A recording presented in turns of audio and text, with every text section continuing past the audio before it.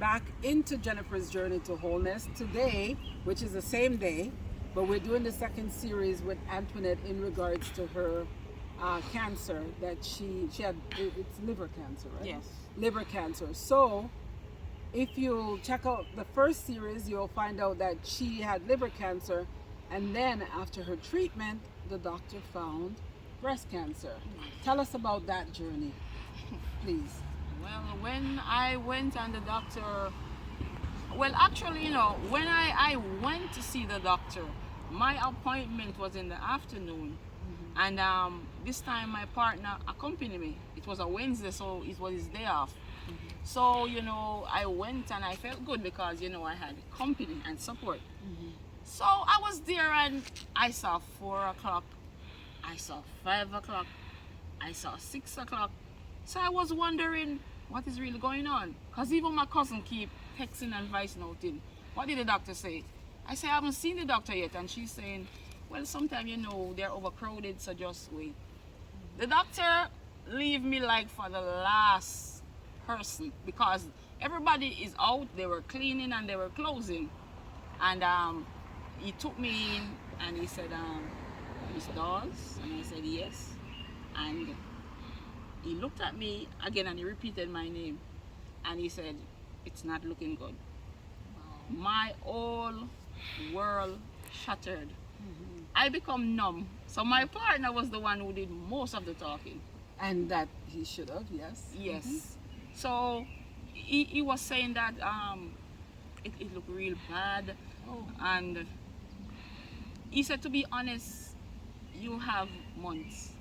And I was like, months, not even a year? Like months to live, eh? Yes. And then he said he's going to refer me to get counseling. So he referred me to get counseling and we set a date. So then it was almost in the season going into the holiday. So he was on leave and he was replaced by a different doctor because he had a baby. So I started now to doing the counseling. Okay. And I was seen by doctor, and to be honest, they were nice. They tried to comfort me. Yes. And I visit them and then they gave me back another schedule to come in. Right. So, I was home. I was really stressed out. My support was stressed out as well. Yeah, and well, I didn't really told 2 of my daughter because they were going to school, so I confided in my big daughter and I said, let's keep it between us. And she was really stressed, and then I had support from like the church people. So I had people like call me, voice note me, text me, just checking on me. And I went on like prayer calls, fasting. Most time on YouTube I just try to find like Christian movies to kind of comfort me. Take your mind off. And then most time, like when my partner is with me, I was kind of joyful and happy. But once I started to see him getting ready for work, oh my God, it's like this darkness just came over me. And to be honest, most times I cry, but I wait until he's gone. But he's always trying to comfort me. He said you have to be strong, you have to have faith. So his support was great. Okay. That's good. But let me ask you a question speaking about that. But you were healthy before that. You were healthy. Before I was diagnosed? Before you came, you were healthy. Yes, I was very healthy back home. I was doing 2 jobs. My children, I can remember for the month, my children only saw me 2 times. Wow. Because I was leaving from one work to the next work. Wow. Okay. Yes. So you got they gave you months to live. Yes. Here you are today. How many? They gave me that how long ago? September. And today is, by the way, July 1st. Happy Canada Day. We are in Canada. I'm wearing my shirt. So July 1st. So now you are here. Thank God. By the grace of God, you're here. Yes. Now we're gonna get in. You follow the diet. You're following a diet. They Yes. gave you a nutritional, now nutrition Yes. meal, how to follow it. Now, what did the doctor say? N- You're still here. So what was his conversation with you, seeing that couple months is still... Well, when generally you see the oncologist every 3 months, Mhm. I was getting the counseling every month. Okay. So I remember I had a schedule because doing the chemo, they said the chemo can sometimes damage your heart. So I had to be doing heart tests every month to see how well my heart was. But each report, thank to God, it was okay. Okay. It has been okay. Yes, it has been okay. Right. So I can remember in November when I had the counseling, and the counselor, they were saying it's not looking good because the doctor passed on the reports Sure. to the counselor, Mhm.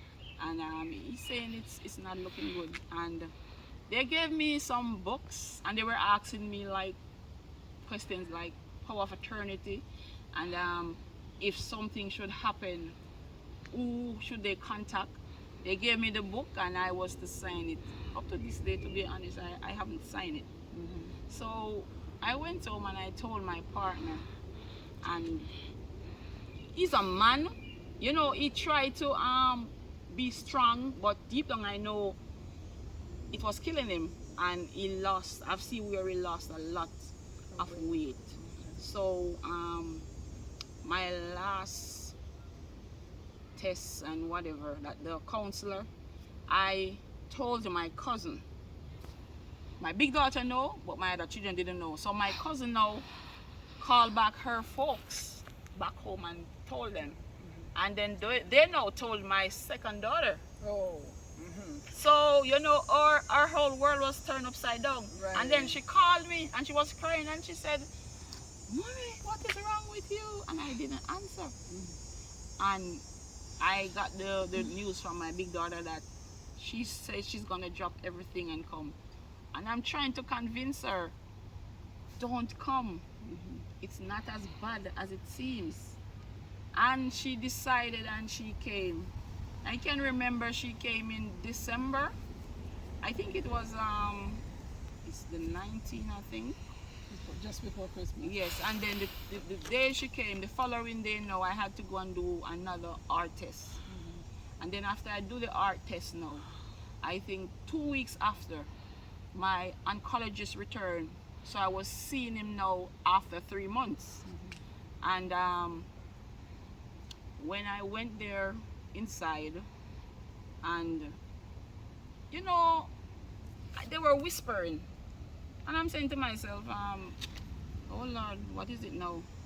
And the nurse is saying to me, "Did you hear what happened?" And I said, "No." And she said, "Okay, I'll wait for the doctor to tell you."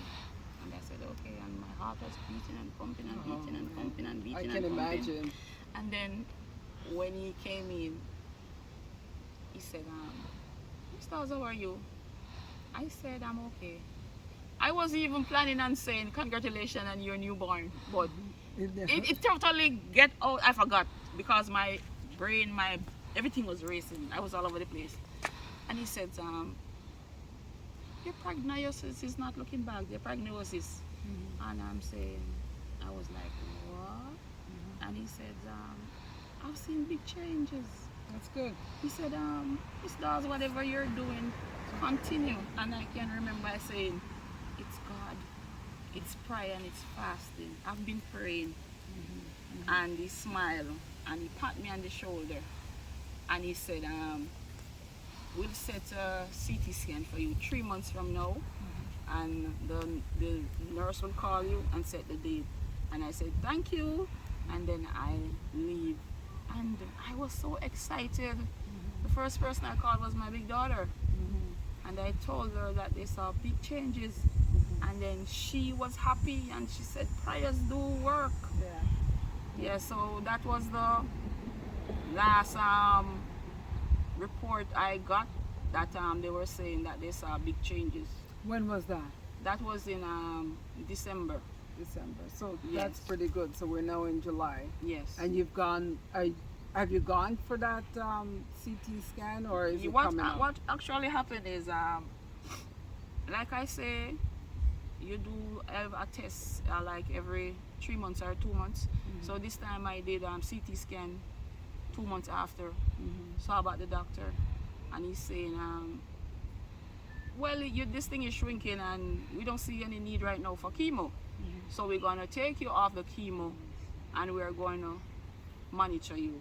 Okay. So I've been off the chemo from then, and then I continue doing the CT scans every 3 months and going for a checkup. Okay. Yeah. So that was the last time. Yes. So I have a CT scan coming in August. Okay. In August. Yeah. Okay. So we're going to end the series 2 with the CT scan, because then we can do a follow-up for in August, in having a conversation. But what I want to do is I'm going to give you a break because it's pretty sunny outside, Yes. and so it's refreshing to have the conversation. We're going to talk to your daughter, who is the one handling the camera for Yes. us. Thank you so much. We appreciate you a lot. About her, she's here in Canada.